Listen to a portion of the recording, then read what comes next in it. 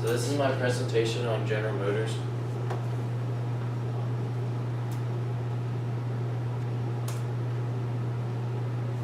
The arrow at the bottom.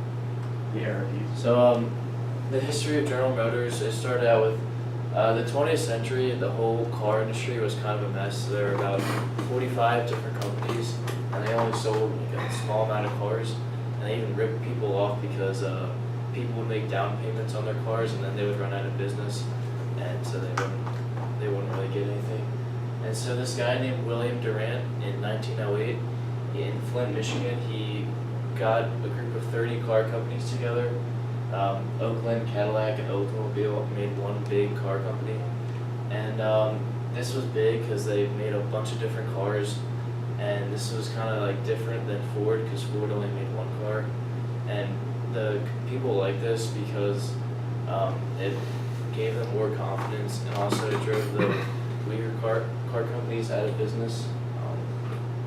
And then even in 1910, GM almost bought out Ford, which you can think about would have been kind of big. And then eventually in 1910, William Durant had to quit because it was too much money. But then in 1915 he went back, and then 5 years later he had to quit again because of the Depression. And, so recently GM, in about 2009, went out of business. They almost went out of business. And it was all because of one problem. That was a faulty ignition start. And the cars would turn off mid-driving, and then if they crashed, the airbags wouldn't deploy. And GM knew about this in 2001, but didn't say anything. They just kept building the cars because they thought it'd be too much money. And then eventually, a 16-year-old woman in 2005 died from a car crash, and that kind of became big news. GM announced that it was their problem, but they didn't recall any of the cars. They kept selling them, and the consumers didn't like that, and they lost about $3.2 billion that year. And then 30 more incidents happened in the next 2 years with cars crashing because of the ignition. And then eventually these guys in the name of Office of Defects Investigation said that there was actually no correlation between the ignition start and the crashes, which kind of gave them hope. But then eventually they said they were going to go bankrupt in 2009. And so in order to pay for debts, they got rid of car companies like Oldsmobile and Pontiac.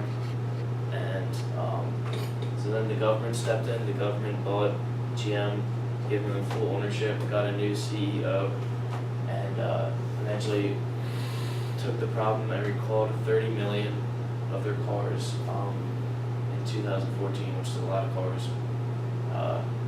And then eventually people started liking GM more, thought they were more reliable. Their sales increased, and then they finally got a bailout and got out of debt. And so GM, they sell 13 different cars, and then 4 extra cars that are now out of business. I'll just name them: Alphion, Chevrolet, Buick, GMC, Cadillac, Holden, HSB, Opel, Vauxhall, Wuling, Bajung, Jifang, Wu, and then the companies that are out of business are no longer in production. Pontiac, Oldsmobile, Hummer, and Saturn. Sold in 37 different countries on 6 continents. One continent is Antarctica. So They don't sell that's just, oh yeah, and in this picture, this is the global sales in Q1 of 2014. You can see this is the big countries they sell to: China, Brazil. You can see the United Kingdom, Germany, and USA. These are the cars.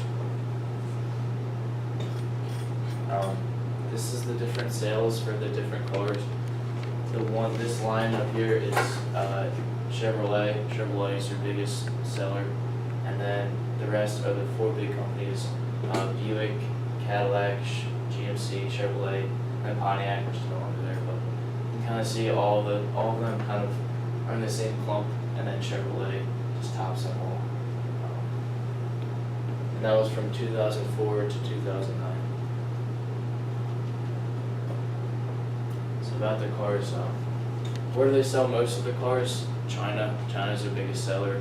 They sell about 1.6 million in 2013. versus 1.4 in the U.S., and the U.S. is the second biggest seller.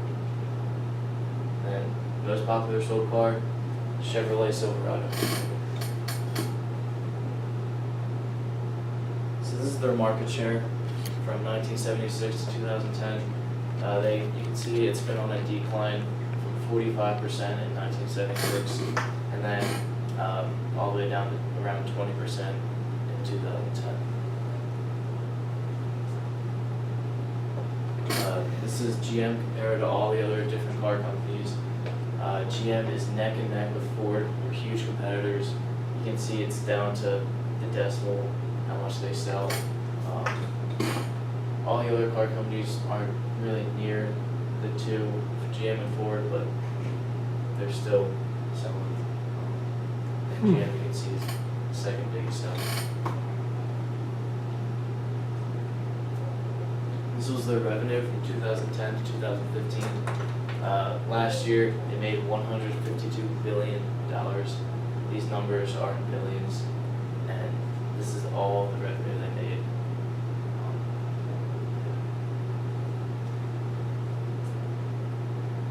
This is their profit. Good. You can see in 2009, that was when they were about to announce they were going bankrupt. They were in debt of $13 billion, kind of got it up a lot, and then eventually in 2010, in the first quarter, they finally were making some money, making some profit. And this is the earnings for the next 4 years after that, and you can see after 2009, they kind of they were getting a lot better, doing a lot better. Well, in 2014, I'm not sure what really happened.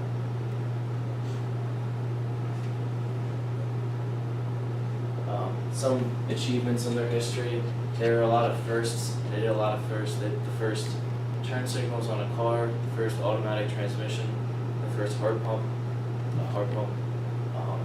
first auto air conditioner, and the first vehicle to go on the moon, like a lunar rover. They made that first lunar rover, and the first V8 engine.